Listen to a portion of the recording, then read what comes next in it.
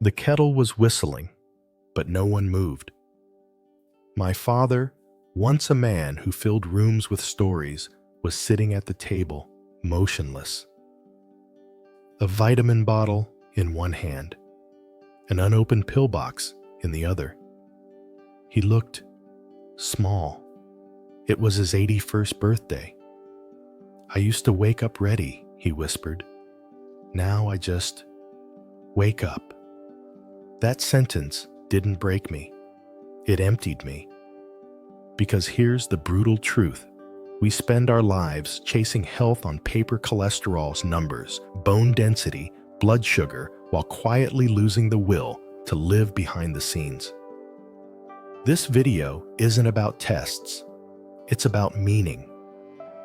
About what it feels like to stare into your bathroom mirror and wonder, do I still matter? About what it costs when the people you love trade confidence for compliance, vitality for silence. And I need you to hear this. Longevity means nothing without dignity. Health means nothing without joy. If you're caring for aging parents or aging quietly yourself, this story is for you. It's personal, it's raw, and it might just shift how you see aging forever. Because the goal isn't just to live longer, it's to live on your own terms. Let's begin. Part 1. The silent enemy. Inside your body, the day tests replaced trust. It was supposed to be a routine checkup, just a quick visit before lunch. Blood pressure, blood sugar, maybe a scan or two. But the waiting room was packed, the air too cold, and my father kept fidgeting with his sleeves. At 82, he hated hospitals. Not out of fear of illness, but because they made him feel like a number. We sat there in silence until he leaned in and asked, "Do they still test for who I am, or just what's wrong with me?" That one question unraveled everything. Because somewhere along the way, medicine stopped feeling like care and started feeling like a checklist. Blood work, bone density, prostate screening. Again, and again, and again. No one asked how he'd been sleeping. No one noticed his posture had changed. No one cared that he'd stopped going to the market he used to love. Instead, they gave him a packet with 6 referrals and a silent expectation to follow them all. And for a moment, I saw something I hadn't seen in him before hesitation. Not about the tests, but about himself. Like maybe his body was no longer his. Like maybe his life had shifted into someone else's hands. That's when I realized, we don't fear aging. We fear disappearing. And excessive impersonal health checks only deepen that fear. They reduce the richness of a human life into lab values and graphs. Here's something most people won't tell you. According to Dr. Welch at Dartmouth, over-testing in the elderly can lead to over-treatment, unnecessary anxiety, and worse quality of life. In plain words, some tests do more harm than good. The brain doesn't respond to numbers. It responds to story connection, purpose.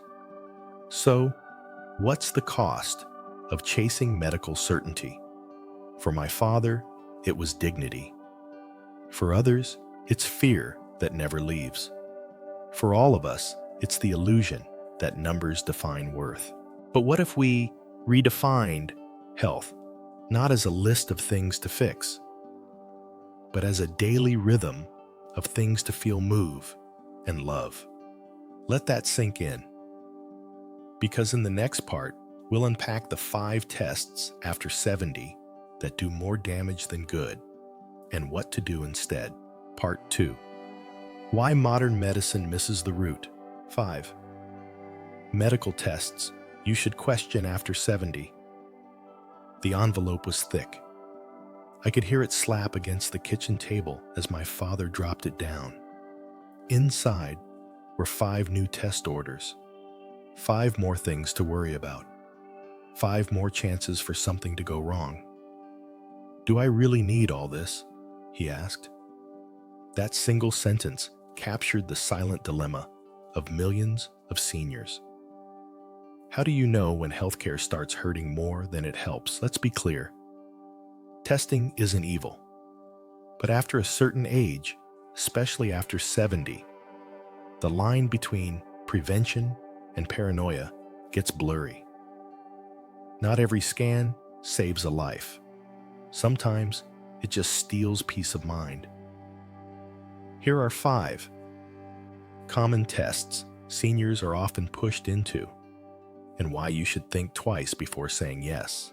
1. PSA test for prostate cancer. For years, the PSA test was considered a hero. Catch it early, save lives. But what happens when you detect something that never would have caused harm? Studies show that a large percentage of prostate cancers found via PSA in older men are indolent. They grow so slowly, they'll never become life-threatening. But once found, they trigger biopsies, surgeries, side effects like incontinence or erectile dysfunction. One urologist told me, "We're turning harmless passengers into full-blown enemies." The truth, many men die with prostate cancer, not from it. If you're over 70 and your PSA has been stable, talk to your doctor. But don't let fear drive you. 2. Routine colonoscopies. Colonoscopies are essential in your 50s and early 60s. But after 75, the risks often outweigh the benefits. Sedation complications, intestinal perforation infections. These risks increase with age. Plus, colon cancers often grow slowly. If you've had clean results before, another procedure may be more stress than solution. A geriatric specialist once said, "After a certain age, the goal shifts. It's no longer about living forever. It's about living well." Let that sink in. 3. Frequent full-body CT or MRI scans. These scans can sound comforting. We'll look at everything, but they often find things that look scary but aren't dangerous. Cysts, benign nodules, calcium buildup. Then come the follow-up scans. Then the biopsies, then the stress. Worse CT scans expose you to radiation, and for older adults, repeated exposure may increase other risks without offering proportional benefit. Use imaging when there's a specific symptom, not just because someone says just to be sure. 4. Bone density scans more than once. Every 2-3 years. Osteoporosis is real, but repeated scans every 6 to 12 months. That's overkill. Bone density doesn't change overnight, and treatment decisions rarely change unless there's a fracture or sudden health shift. Yet many elderly patients are pressured into frequent testing, leading to medication changes, confusion, and fear. Ask this: what would you do differently based on this result? If the answer is probably nothing, wait. 5. Annual EKGs or stress tests. Without symptoms, heart health matters, but routine EKGs and stress tests in people with no symptoms and no history of heart disease. The evidence doesn't support it. False positives are common. They lead to unnecessary procedures, hospital stays, and even stents or surgeries with real risks. A 74-year-old neighbor of mine had a stress test before knee surgery. It flagged an abnormality which turned out to be nothing, but the follow-up angiogram caused a small stroke. He lost part of his vision and never got the knee fixed. Would that test have been ordered if he were 40? Probably not. So why at 74? So what should we do instead? Focus on symptoms, not checklists. Prioritize function, not just findings. Ask your doctor, how will this test improve my life today? Will it change how we manage things or just confirm what we already suspect? What's the worst case if we don't test versus what's the worst case if we do? When my father asked those questions, something shifted. His doctor paused, took a breath, and said, "Maybe we don't need all this after all. Medicine should serve your life, not define it. The point isn't to reject care, it's to reclaim autonomy. We are more than bodies. We are stories, purpose, habits, connection." And in the next part, we'll explore just that, how daily rituals, not medical reports, shape longevity and joy. Part 3. The healing power of everyday foods.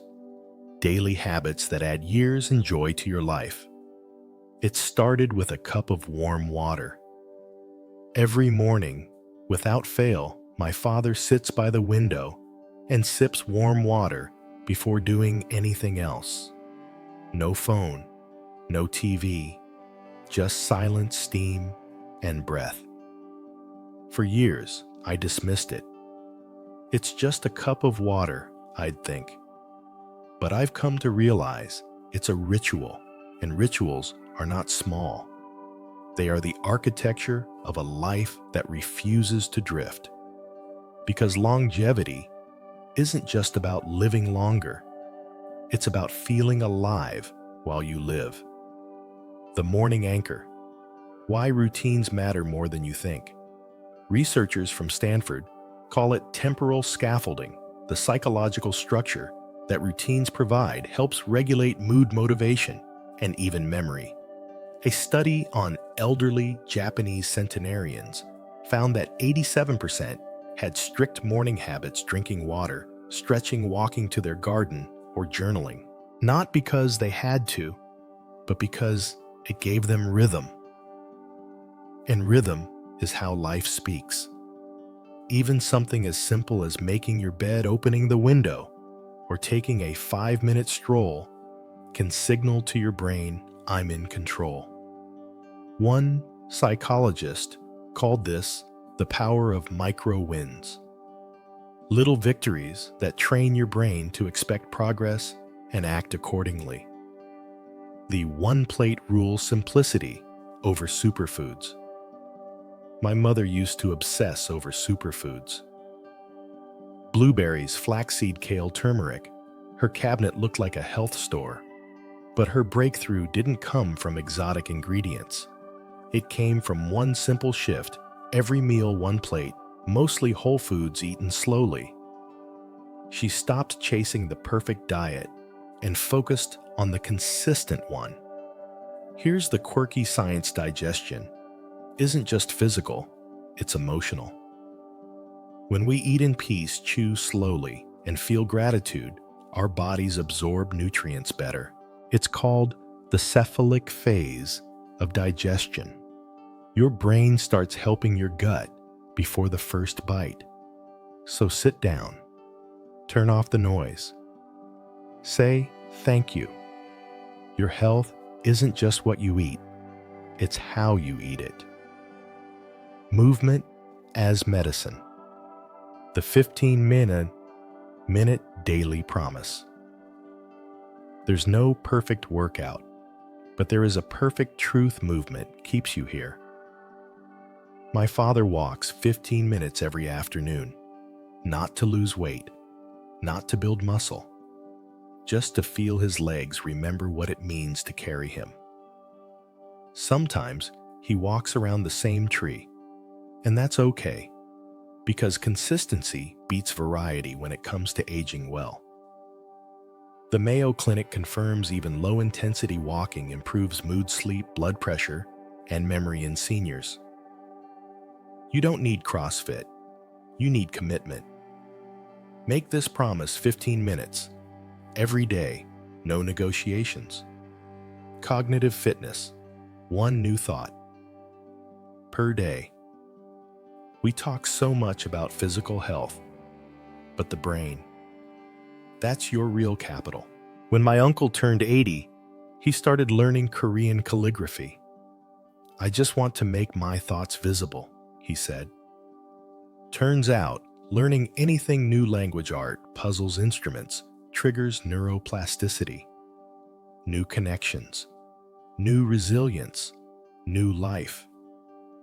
But it's not just learning, it's attention, the act of noticing. Write a line of poetry, read a quote, ask your grandchild to explain how TikTok works. You don't need a textbook, just a sense of curiosity. Connection is survival. The 3 human moments rule. Loneliness is the silent epidemic among seniors. Not just being alone, but feeling unseen. So I introduced my mom to the 3 human moments rule. Have 3 meaningful interactions each day.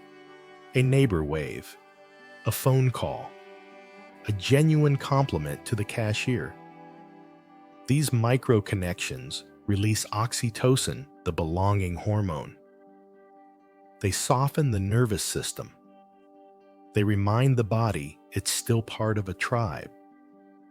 And that sense of tribe, it's not fluff, it's immunity. Harvard's 80-year longitudinal study found that strong relationships are a better predictor of health than genetics. If you forget everything else, remember this. Connection heals. The sleep anchor routines that restore. My dad goes to sleep with classical music playing. My mom lights lavender oil. These aren't luxury, they're medicine. Good sleep isn't about the perfect mattress. It's about signals. Signals to the brain that the day is ending, the mind can release, and the body can repair. Keep your bedtime sacred. Screens off, lights dim, gratitude spoken. Even a single breath in silence tells your body, you are safe now. The real habit that changes everything, self-respect. Because ultimately, the goal of habits isn't just to live longer. It's to live in a way that makes you proud of your own rhythm. When you brush your teeth, you're saying, I care. When you cook your own meal, you're saying, I matter. When you go for a walk, you're saying, I want to see tomorrow. Every small act of care is a vote for your future. So cast your votes daily. You are not a passive character in your story. You are the writer. In the next part, we'll explore the invisible battle many elders face, how loneliness, depression, and emotional neglect can silently destroy even the healthiest bodies. Part 4. Real stories, real transformations, emotional health. The secret ingredient of longevity. The house was quiet, too quiet. Not the kind of quiet that comforts you after a long day, but the kind that presses on your chest that reminds you something's missing. My mother had been widowed for just a year when I noticed her laugh changing. It wasn't gone. It was just hollow. Like a shell of the joy she once wore so effortlessly. And one morning, over tea, she looked out the window and whispered, I don't know why I wake up anymore. That sentence changed everything. The hidden epidemic, emotional starvation in aging. We talk about aging like it's a medical condition. Bones weaken vision, fades, memory slips. But the most dangerous form of aging isn't physical. It's emotional starvation. The quiet hunger for purpose, attention, connection. Psychologists call it existential depression. A sense that life has lost its meaning, especially after retirement, widowhood, or children moving out. And it's devastatingly common. But we rarely speak of it, especially in cultures where elders are expected to Be strong, stay grateful, or not complain. But listen closely. Losing your emotional footing isn't weakness, it's human. The mind-body code. How feelings affect survival. Here's what science confirms. Mental and emotional states don't just color your life, they shape your biology. Depression shrinks the hippocampus, your brain's memory center. Chronic loneliness triggers inflammation, weakens the immune system, and increases risk of dementia. In fact, the US Surgeon General called loneliness a public health crisis more harmful than obesity or smoking 15 cigarettes a day. But the flip side, healing the mind doesn't just feel good, it saves lives. Therapists are now using interpersonal therapy and life review techniques with older adults' methods that help reconnect them to their story, their value, their place in the world. The power of story, reclaiming identity through memory. When I took my mother to her first therapy session, she was hesitant. What would I even talk about, she asked. But 1 week later, she came home smiling. We talked about the time I rode a bike down the mountain with no brakes. She laughed. I was fearless. That was the shift. She wasn't just remembering, she was reclaiming the fire, the freedom, the bold girl inside the grandmother. When elders share their stories, they're not just reminiscing. They're reauthoring the script of their life. And that has enormous emotional benefits: higher self-esteem, reduced depression, better sleep. So ask your parent to tell you a story. Not for you, for them. Growth never ends. Why purpose is the best medicine. There's a dangerous myth that life's meaning ends at a certain age. That retirement is a waiting room. That old age is the soft fade out. That's a lie. Meaning is not age dependent. You don't lose your need to matter just because your hair grays. In fact, psychiatrist Viktor Frankl, who survived the Holocaust, argued that meaning is the single most important driver of human health. Not pleasure, not success. Meaning. My mother found hers again, not through medicine, but through service. She began reading children's books at the local library every Tuesday. At first, she said, "I'm just filling time."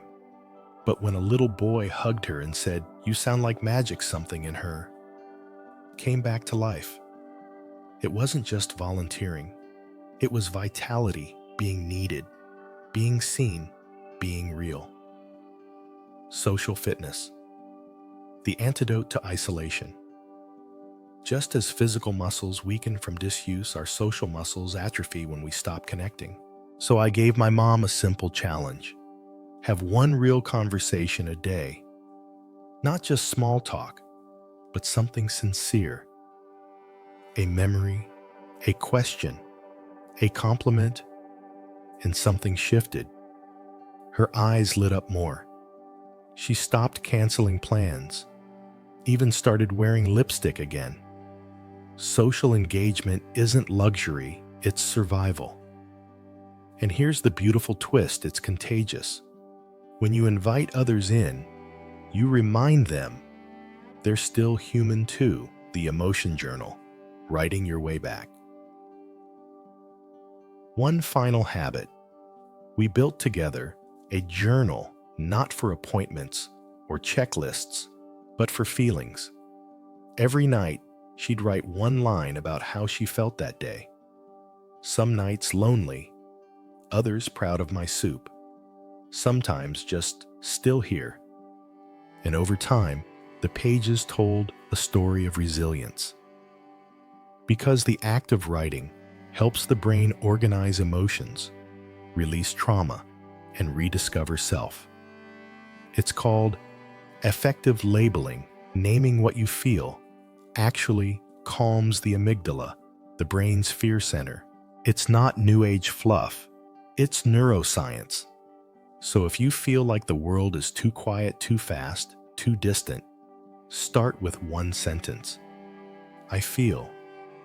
Let your story unfold from there. One small spark, one long life. The difference between existing and living. One ember of emotion, a reason to wake up. A moment that reminds you, I still matter.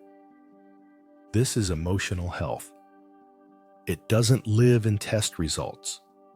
It doesn't speak in prescriptions, but it breathes life into every heartbeat.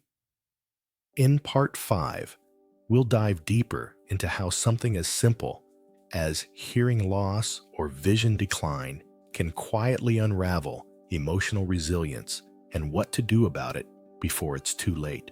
Part 5. Science behind the simplicity. How declining senses can quietly destroy health. The first time I noticed something was wrong with my uncle, it wasn't dramatic. No fall, no stroke, just a quiet moment over dinner. I was speaking, sharing a story he normally would have chuckled at, and he just stared expressionless into his plate.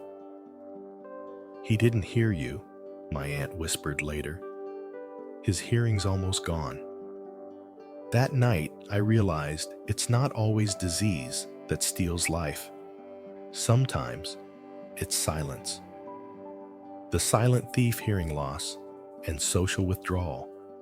Hearing loss is one of the most overlooked health threats in aging. It's not just about volume, it's about connection. When you can't hear, you start pulling back. You avoid conversations. Group dinners become exhausting. Laughter becomes muffled. And slowly, you stop trying. But here's the shocking truth. Hearing loss is strongly linked to depression, cognitive decline, even early dementia. Why? Because conversation is exercise for the brain. When the brain stops decoding language and sound, those neural pathways begin to weaken. Even more alarming, researchers from Johns Hopkins found that older adults with untreated hearing loss are up to 5 times more likely to develop dementia. So, no, it's not just hearing. It's your mind, your identity, your ability to belong. When the world goes dim, vision loss and vulnerability. Vision problems come next. Blurred sight, glare sensitivity, the inability to read small print. At first it's annoying, but then it's dangerous. Loss of vision reduces mobility, increases risk of falls, and even triggers a subtle but devastating shift. People stop going out. Imagine this. Your favorite cafe becomes scary because you can't read the menu. Your neighborhood walk becomes anxiety-inducing because you miss curbs or stairs. So you stay home. And the walls begin to close in. Like hearing loss, vision decline isn't just about senses. It's about shrinking your world. The risk of depression among visually impaired seniors is more than double. Why? Because everything becomes harder, and harder often becomes not worth it. The science of sensory deprivation. Let's go deeper. The brain relies on stimulation, light, sound, motion, touch, to stay sharp. When those inputs decrease, the brain begins to downregulate. Like a muscle that isn't used, it starts to weaken. This isn't just theory. In sensory deprivation, studies even short-term isolation from sound and light can cause hallucinations. anxiety, and memory problems. Imagine what years of gradual deprivation do to an aging brain. But here's the good news. Restoring senses restores everything: mood, energy, cognition. The case for hearing aids. Even if they feel embarrassing, too many seniors avoid hearing aids. "I'm not that old," they say, or "they make me look weak." But wearing a hearing aid doesn't mean weakness. It means participation. It means you want to stay in the conversation. Modern hearing aids are smaller, smarter, and more powerful than ever. And they don't just restore sound. They restore confidence, spontaneity, social life. One study showed that seniors who used hearing aids had significantly better cognitive scores than those who didn't, even when they had the same level of hearing loss. This isn't vanity, it's vitality.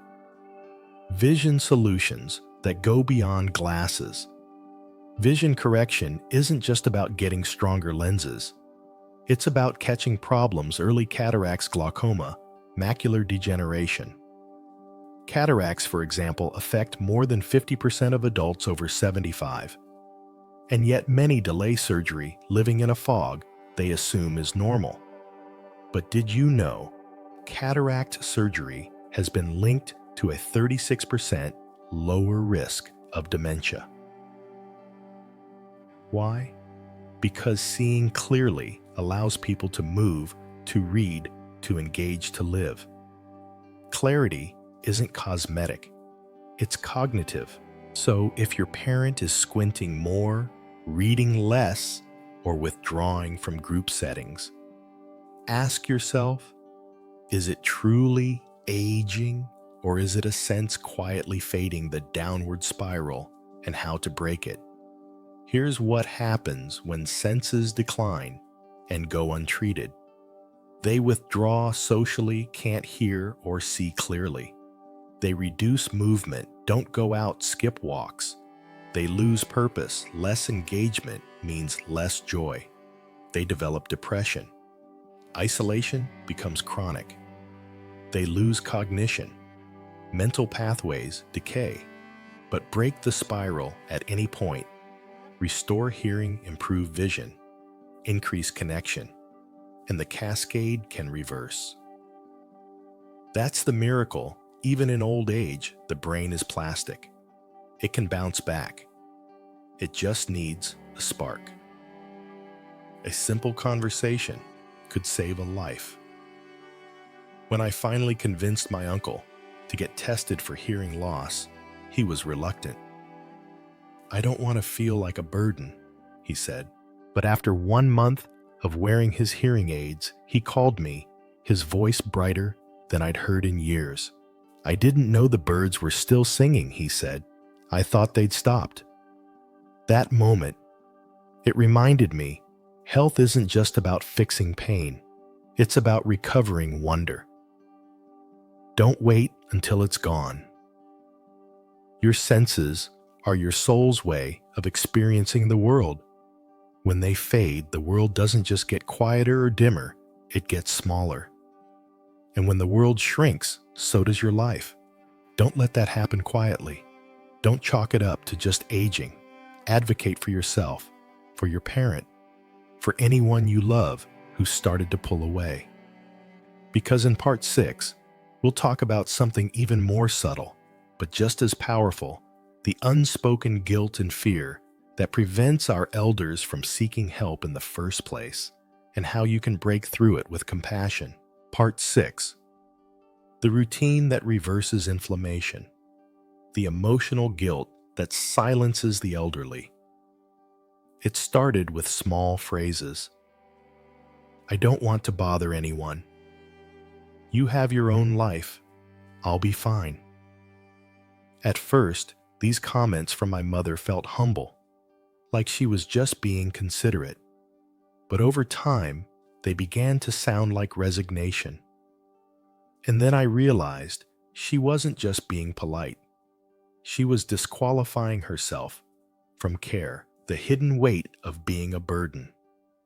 For many older adults, especially those raised in times of war, sacrifice, or scarcity, self-reliance becomes an identity.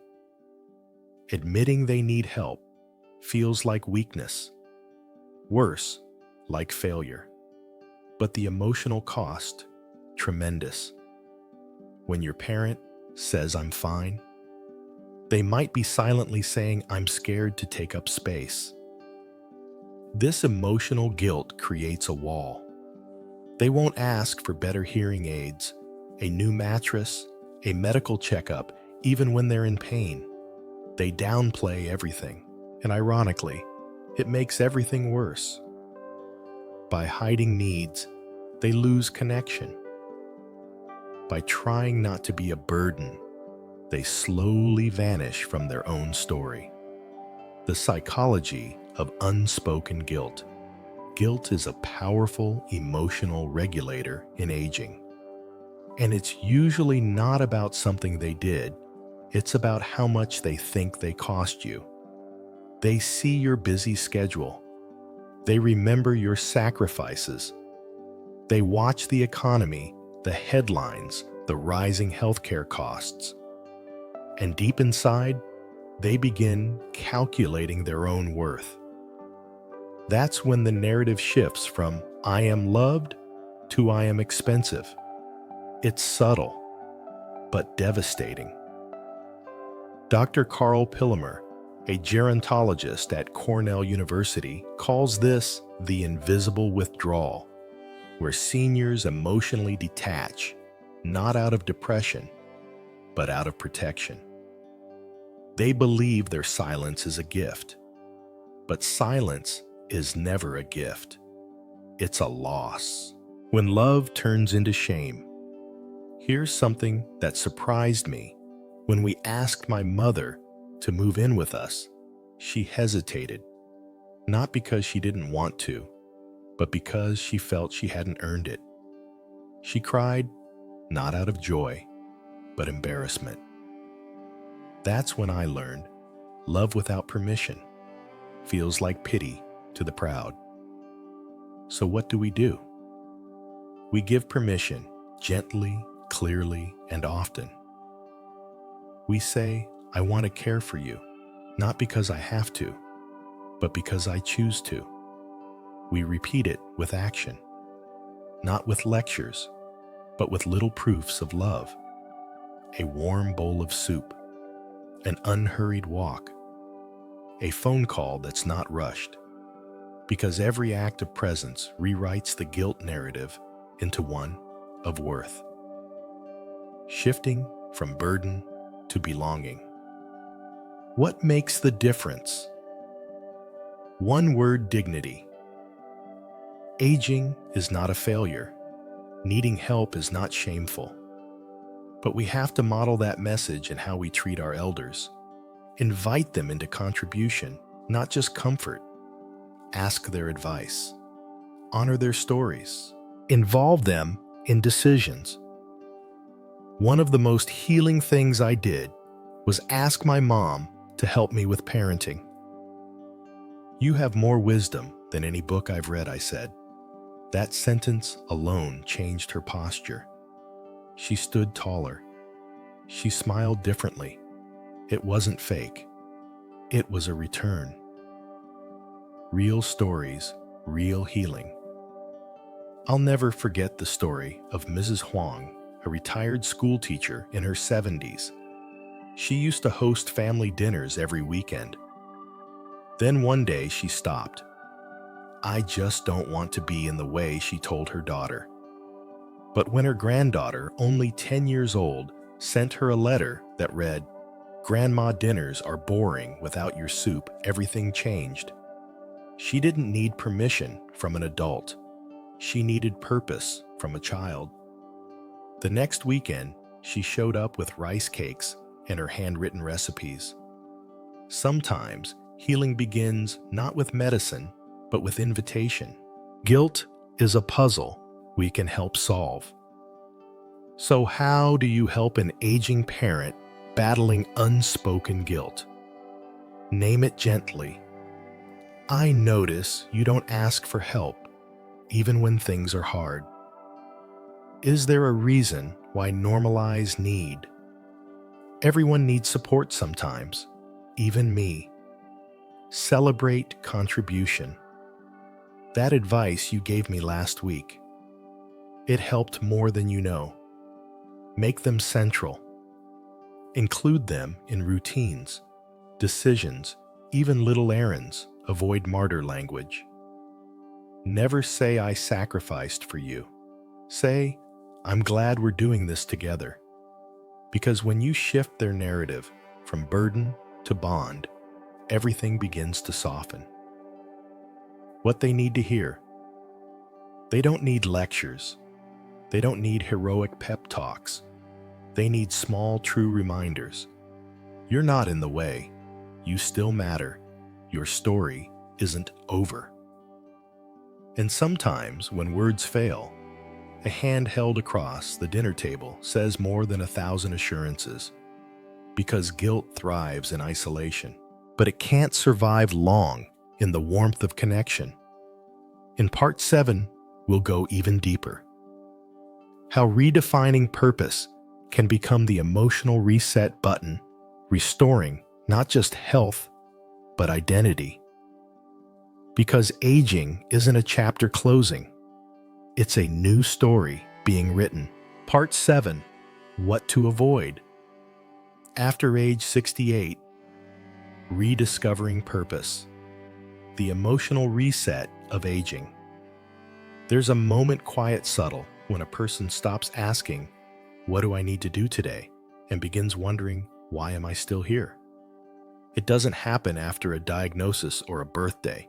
It often shows up on a perfectly ordinary Tuesday, when the laundry is folded, the dishes are done, the silence is heavy, and the question sits like a stone on the chest.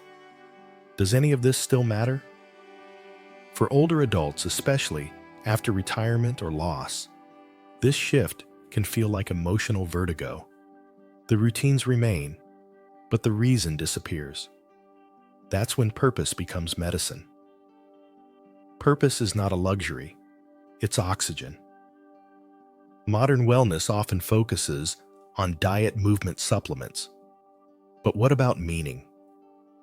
In geriatric psychology, researchers have found that having a clear sense of purpose dramatically reduces risks of dementia, depression, even early mortality.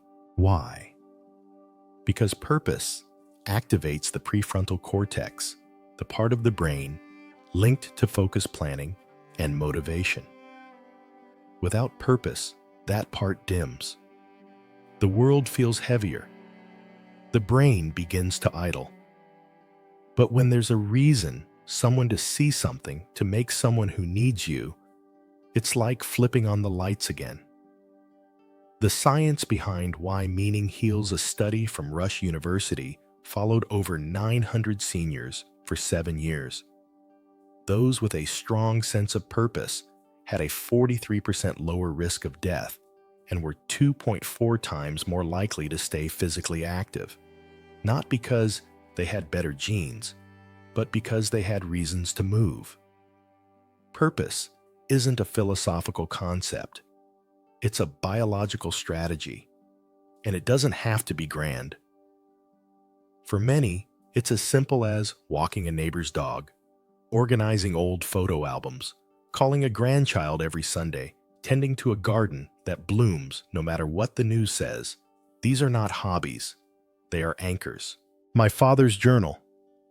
Finding purpose at 84. After my father's minor stroke, the doctor said his motor skills might never fully return. My dad, once the most active, capable man I knew, began to shrink into his recliner. He stopped shaving, stopped eating full meals. And then one day I found a notebook on his bedside table. It was a journal. On the first page, he had written, "If I can no longer do what I used to, Maybe I need to discover what else I can become. That sentence broke me open. We bought him a secondhand keyboard. He had never played music before, but he began practicing for 15 minutes a day, then 20, then 30. 6 months later, he played Happy Birthday at his granddaughter's party with 2 fingers and tears in his eyes. He wasn't just healing. He was reinventing. Purpose isn't found, it's created. Many people say they're searching for meaning, but meaning isn't lost in the forest, it's grown in your backyard. The Japanese call this ikigai, a reason for being. It's the intersection of what you love, what you're good at, what the world needs, and what gives you energy. And for many elders, this is rediscovered in the simplest of acts. Like my neighbor, Ms. Kim, who began reading to children at the library every Thursday. At first, she doubted herself. Her voice was weak, she said. But after a child whispered, "You sound like my grandma," she cried all the way home. She hasn't missed a Thursday since. The emotional toolkit for purpose building. If someone you love is struggling with meaning, here's how you can help. Ask, not tell. What's something you used to enjoy even a little? Co-create rituals. Invite them to help with meals. Teach a skill, share stories. Celebrate their effort. Progress, not perfection. That was beautiful means more than that was perfect. Invite them to teach. Elders carry libraries in their memories. Ask them to tell you a life lesson. You might be surprised what surfaces. Purpose does not return by accident. It returns through invitation, repetition, and recognition. Aging is not fading. It's refining. Think of a violin. Over time, it doesn't get louder, it gets richer. The same is true for the human soul. Older adults don't lose value. They gain nuance. When a senior finds purpose again, their eyes change. Their voice steadies. Their world regains color. That transformation isn't cosmetic, it's chemical. What my mother taught me about purpose. My mom once told me, I don't need a full calendar. I just need to feel needed once a day. That became my mission. Every day in some way, I'd help her feel necessary. And somewhere along the line, she didn't need my help anymore. She had found it herself through neighbors, friends, even strangers she met on her daily walks. Her life became a mosaic of small purposes, and it was enough. What's your next purposeful step? Whether you're caring for aging parents or you yourself are feeling adrift, here's the question that could shift everything. What is one small thing I can do today that makes someone's life brighter even by 1%? Maybe it's a note, a walk, a memory shared. That 1% matters, and it multiplies. In the final chapter, we'll explore the most powerful choice of all.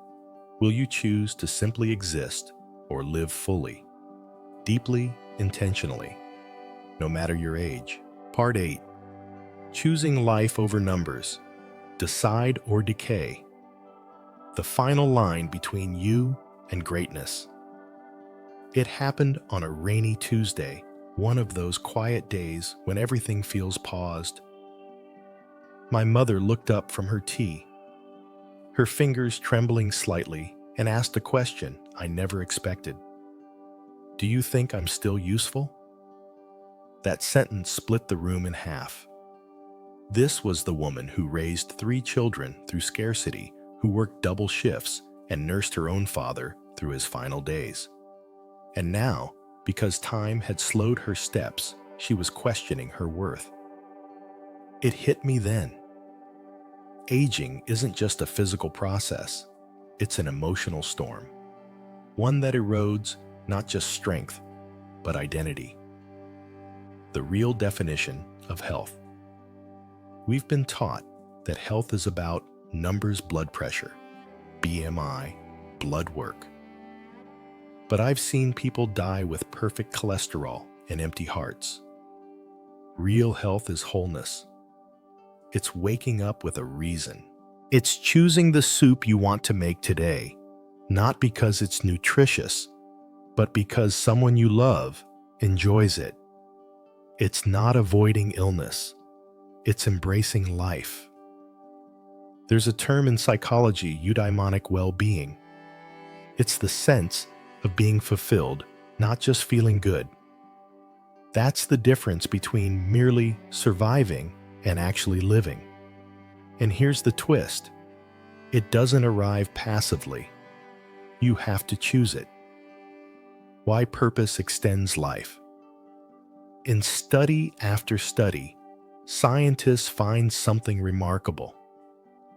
People who believe their life has meaning tend to live longer. Not just happier, longer. Purpose reduces inflammation. It regulates cortisol. It even protects cognitive function. Your reason for getting out of bed. It may be more powerful than any prescription. When my mother began volunteering at the library, reading picture books to wide-eyed children, it was like color returned to her voice. One little girl hugged her and whispered, "You sound like magic." That moment did more than make her day. It reawakened her identity. She didn't need a new diagnosis. She needed a mirror to reflect her value back to her. The choice we all face. So here's the decision. The final line between us and the life we could live. Will you let your identity be defined by the numbers on a chart or by the warmth you bring to a room? Will you measure yourself by age or by impact? We are told to grow up, then grow old, then grow quiet. But what if aging was not a slow fade, but a sharpening, a refining of the soul? The truth is this: we don't stop growing when we age.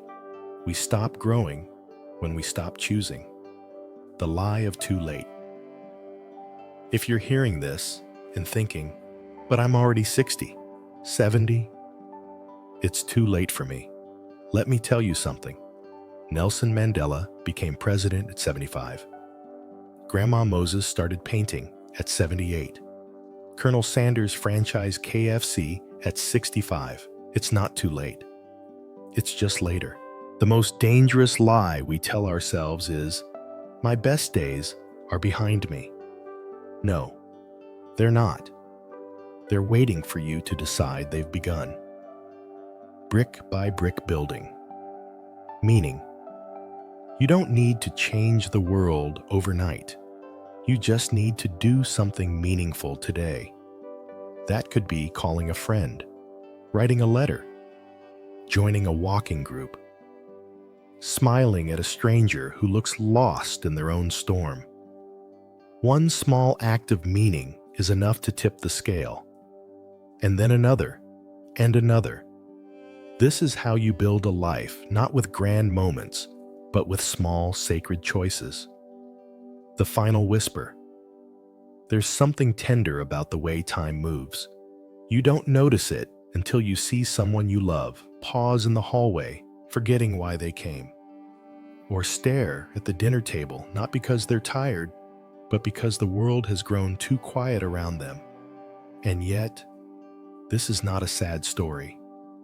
It's a story of return, of waking up again, of remembering I'm still here, I still matter.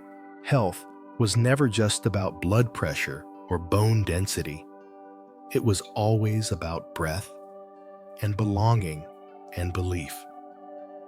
There's something gentle about the way time passes, like the soft rustling of leaves in the wind. You don't notice it until one day someone you love forgets why they walked into the room, or sits quietly through a family dinner, not because they're tired, but because the world has grown too quiet around them. And yet, this isn't a sad story. It's a story of return, of hearing the wind again, of finding rhythm after silence, of looking in the mirror and realizing I'm still here. I still matter, because real health was never just about the numbers. It was never just about pills or pulse rates or insurance checkups. It's about choosing life over and over again. Even when the light dims, even when the body slows, even when the noise inside your head says it's too late. Resilience is not loud, it's quiet. It's the quiet choice to wake up and take one more step, to stir soup for someone you love, to write a single sentence in a dusty journal, to say yes when the world expects you to say, I'm done. So, here's your choice. 1. Will you wait for the perfect moment to feel alive again, 2? Or will you choose today to step into that aliveness, imperfect but real? If this story touched something inside you, I hope you'll like, share, and leave a comment below. I choose to live with meaning. Send this to someone you love, someone who needs reminding that their chapter isn't over. And if you believe that health is more than survival, subscribe, because here we choose life together. Your future isn't a place you arrive. It's something you build moment by moment. One breath, one step, one brave decision at a time.